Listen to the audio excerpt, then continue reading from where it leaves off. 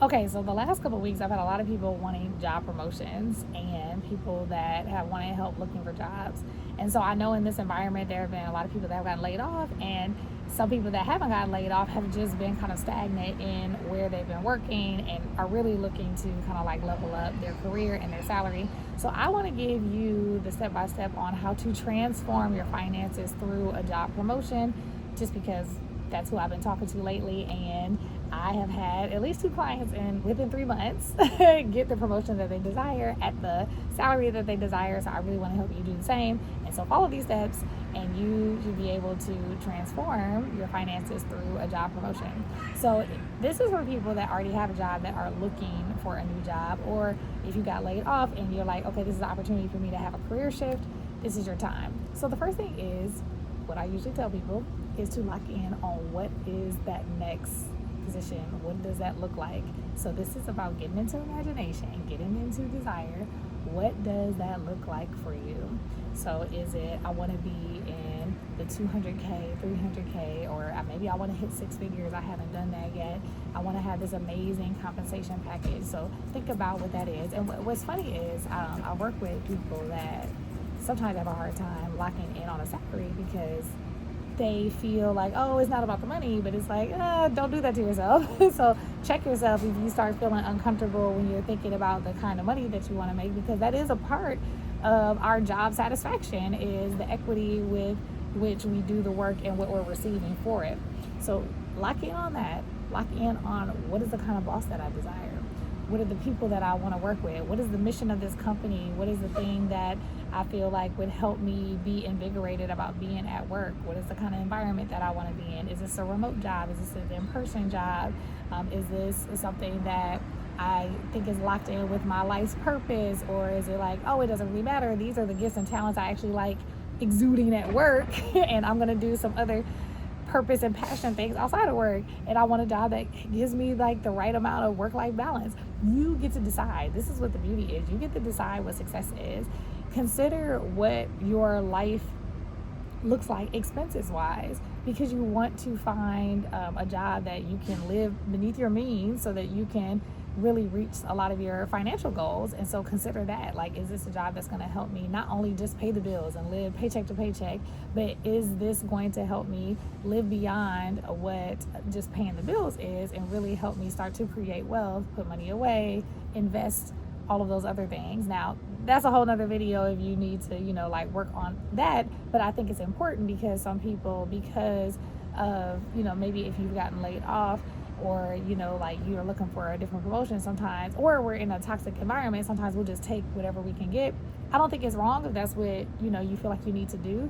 I do believe that there is something about locking in on what you desire and like going after that with so much vigor that you obtain it. It is a bee or a mosquito out here, so I'm sorry I got a little distracted. But I like being outside. So anyway, I really want you to consider, what do I desire? Imagine what is that ideal job position for you, and write it down. It is important to write it down. You can type it, but I really want you to write it down. But you know how you learn, so I like to be the one that gives people the choice to know how they like to learn best. But write it down, because that helps you with that mind-body connection. And I really believe in writing down and journaling. The next thing I want you to do is lock into believing that this is your job. This is your job, and I want you to detach yourself. And I've had to do a lot of this with some of the executives that I've coached. I want you to detach yourself from your current company. Now, here's the thing. Some people are like, I love my company, I love my coworkers, but it's a very scarcity mindset thing to feel like it's not available anywhere else. Who's to say that there is not another environment that you can love, that you can enjoy, that you can really feel like there's a sense of belonging and excitement around your job? Your company that you're at right now is not the only place. It's also, possible for you to have it there. But I just like to remind us that there are so many possibilities in the world. So it's like, you want to get the specific down, but you also want to be open to all of the possibilities that God can do it in another company. It can happen, within your company. Just being, open to all the possibilities. All right. And so I want you to do that for yourself, is like lock in on belief. And so if you are, someone of faith, if you believe in God, then you can lock in on the word of God as it relates to what is available to you. Like, we should have whatsoever we ask, write the vision, make it plain. So you can run with it and people can run with it. And so that's my next thing, is that when you are looking for another position, you need to start embodying the person that is locked in on that position. So like the people that I was working with and I was coaching them on getting a promotion, the biggest thing that we talked about is like start acting like the person that has that job. And that person that has that job has a level of executive presence that maybe you're not exuding at that moment. So are you speaking up in meetings? Are you spending more time with people that will become your peers in this higher level position that you're looking at, especially if you're doing something within? If you're not spending time with them, if you're still all in the task and you're not doing things from like a strategy perspective, if you are not doing things that are like mission focused for the business, if you are not inserting yourself in conversations in a more organic way to, you know, display that you have a higher level of thinking as it relates to your role and your contribution to a company, then you are operating from a place of, I don't have it yet. And most of us are like, well, I don't have it yet. That's all right. I don't have it yet because they didn't give me the check yet and they haven't hired me yet. But that's not the point.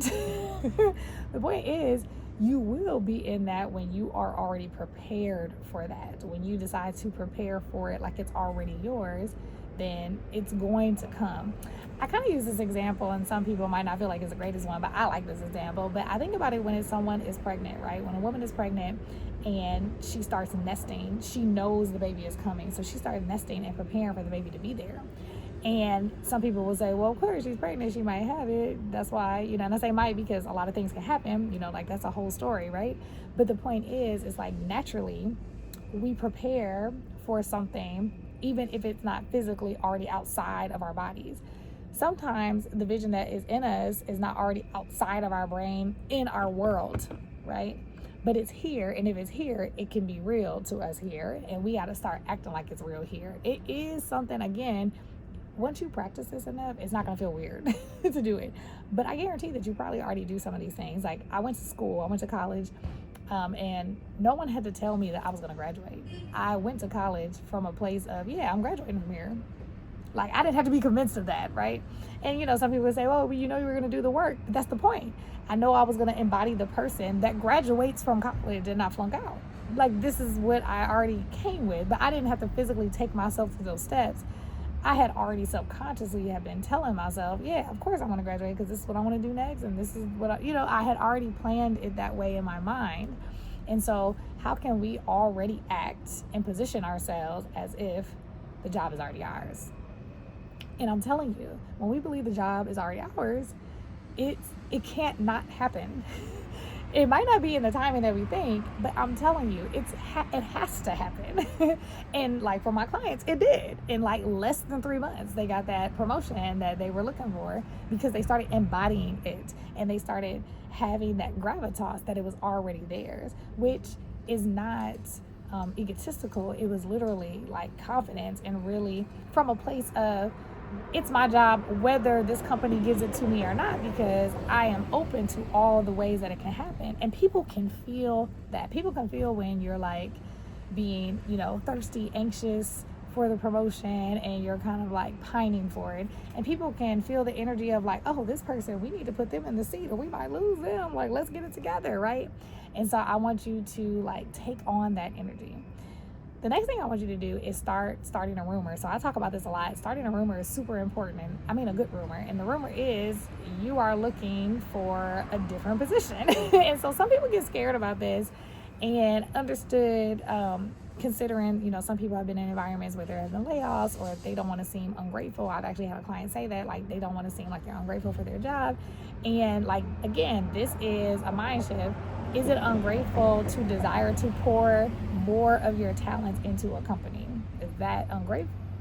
You know, right? So we have to do some perspective shifting so that we can get rid of the fear of what people think or this fear of rejection out of our heads and out of our actions so that we can really exude what we desire. Hey, I want to be more impactful here. And I know me doing this is going to help me be more impactful here. We have to speak to people about what we desire from what Franklin Covey calls a win-win, or Stephen Covey calls a win-win. So in the 7 Habits of Highly Effective People in the book, Stephen Covey talks about win-win.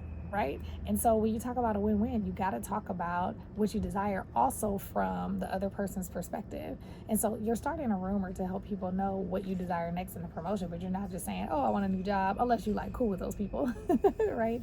But you are just saying like, oh, I would really love to do X in this company. Like, I'm really looking forward to doing more of this. I desire to do this. I'm so invigorated about doing this. And this is something that you can do with people that are already in your company if you're looking to be inside, or if you're looking for another position somewhere else. Like, start getting on LinkedIn, talking to people in your network that you know are connected to people that are aligned with this next level job that you're looking for, and starting a rumor. These are the things that are gonna ripen this position to come to you. Like, one of my clients, they literally created the job for her as she continued to do the things that I'm telling you to do. So that is possible. That can happen. You can pitch the thing that you know will benefit the company, and it's going to benefit you because it's something that's going to keep you engaged at this company longer, which is a benefit to the company. It takes more money for them to hire someone new in time. So it's like you're actually doing people a favor in some ways. So consider how you can implement these things ASAPishly.